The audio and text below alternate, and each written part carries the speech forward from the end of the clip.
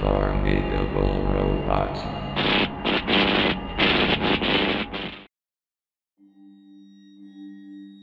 Do you know the 2011 movie called Cars 2? It was one of the best sequels that Pixar ever made, and there is an alternate ending to it, so I'd better watch it and see it for myself. We are not resorting to that.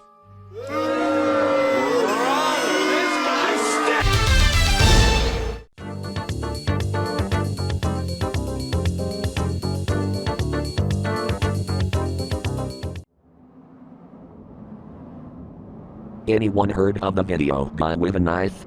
This message, sent to a now deleted thread on the Lost Media Wiki, was one of the first instances of someone asking about the video, with several more following after.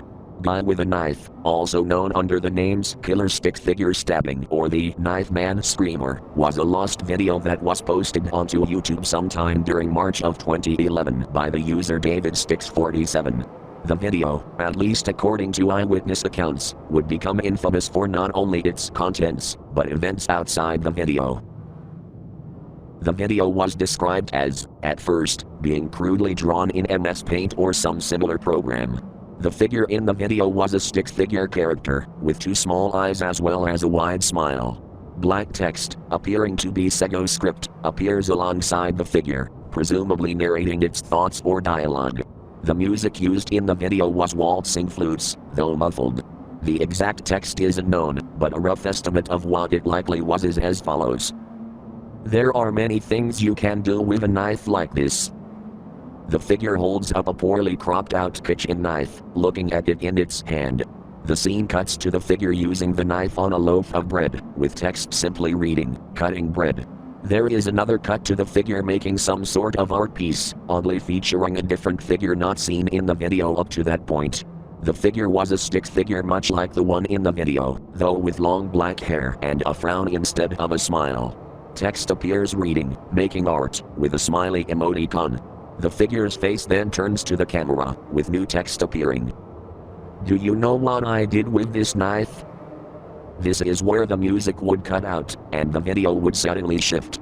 The scene cut to a more detailed drawing of a corpse, though with the face censored by a black bar. The person appeared to be a woman with black hair as well as wearing a Nirvana t-shirt and black shorts. Her chest appeared to have several lacerations across it, with each cut leaking blood. The ground below the woman was now a darker gray color.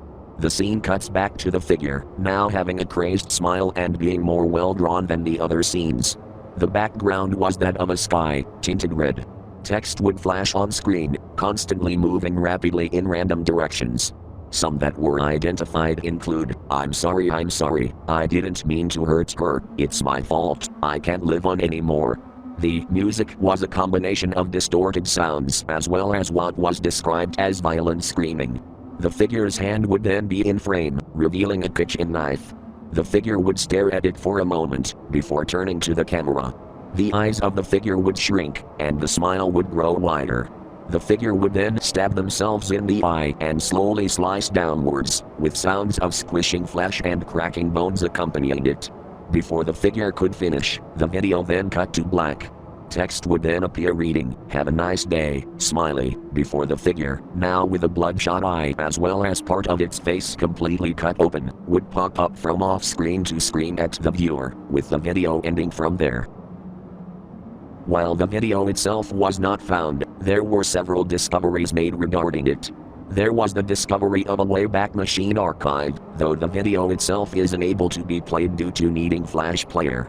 The thumbnail for the video was recovered, found in an unrelated archive of a fan-made Caramel Dancing music video.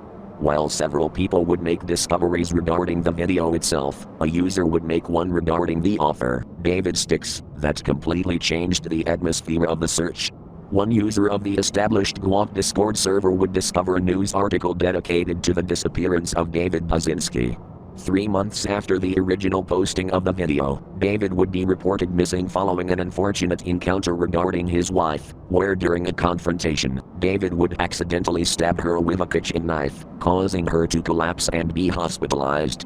Though thankfully Alice herself would recover from these injuries.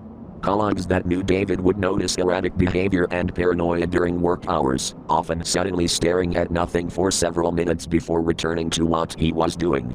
Law enforcement were called after David failed to show up to work and stopped responding to messages. In addition, a search party was called after the disappearance, with said party being unable to locate David. Though a thorough search of the home was the discovery of several journals near David's desk, with each entry being hastily scribbled sentences matching the text in the GWAK video, as well as drawings of the video's stick figure, though with their eyes crossed out. If anyone has anything regarding the original GWAK video, please let us know. Thank you to everyone, and we hope we can provide some closure for everyone involved. We miss you, David.